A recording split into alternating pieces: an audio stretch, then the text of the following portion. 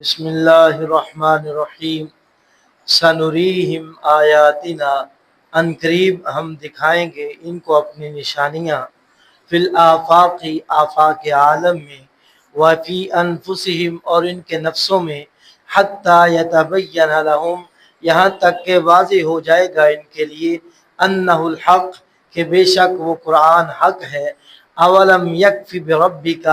کیا اور نہیں کافی آپ کا رب، انہو علی کل شیء شہید اس بات پر کہ بے شک وہ ہر چیز پر گواہ ہے۔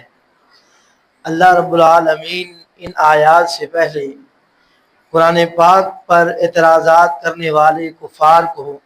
جواب دیتے ہیں اور ان کو اس بات کی طرف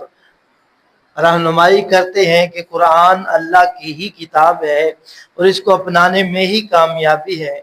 تو اب اللہ تعالیٰ فرماتے ہیں کہ جو آج نبی پاک علیہ السلام اور قرآن کو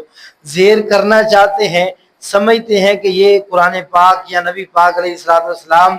یہ تبلیغ جو کر رہے ہیں یہ ختم ہو جائے گی، ایسا ہرگز نہیں۔ فرمایا کہ ہم اپنی نشانیاں ان کو دکھلائیں گے۔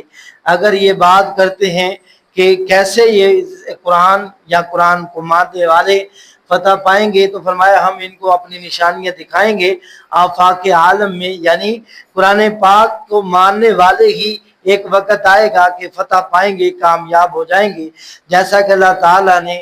جنگ بدر کے موقع پر اور نبی پاک علیہ السلام کو فتح مکہ کے موقع پر فتوحات سے نوازا کہ وہ جو چند مٹھی بھر مسلمان تھے کہ جن کو لوگ کوئی حیثیت نہیں دیتے تھے، وہ بڑے بڑے لشکروں سے ٹکرا گئے اور ان کو زیر کر گئے۔ فرمایا یہ اللہ تعالیٰ کی نشانیاں تھیں کہ جن کو کوئی حیثیت نہیں دیتا تھا وہ پورے آفاق عالم میں چھا گئے اور لوگوں نے جان لیا کہ یہی قرآن حق ہے کہ جو اس کو مان لیتا ہے وہی کامیابی کی طرف آتا ہے، کیونکہ اللہ رب العالمین ہر چیز پر قادر ہیں۔ اللہ رب العالمین نے وعدے کر دیا کہ اور نہیں کافی آپ کا رب، یعنی جس نے اللہ کی جانب اپنے آپ کو گامزن کیا، جس کو قرآن اور اللہ تعالیٰ کی رہنمائی مل گئی، اس کے لیے ساری کائنات چاہے مخالف بن جائے، اللہ اس کے لیے کافی ہو جائیں گے۔ الا انہم خبردار، فی مریۃ بے شک وہ لوگ شک میں ہیں، من لقاء ربہم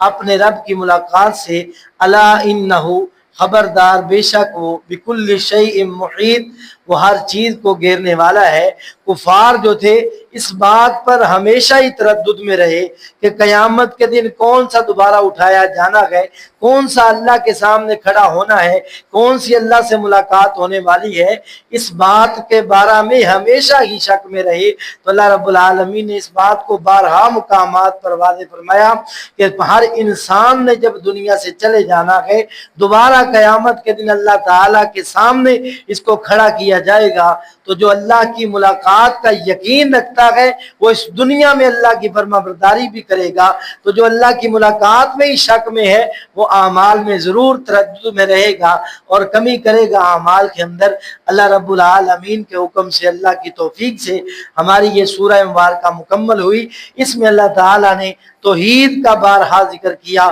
انبیاء علیہ السلام کے واقعات کے ذریعے اور قرآن پاک کی سچائی کا ذکر کیا۔ آخر تک اللہ تعالیٰ نے قرآن پاک کی جو تصدیق ہے اس کو واضح کیا۔ اللہ ہمیں سمجھنے کی توفیق عطا فرمائے۔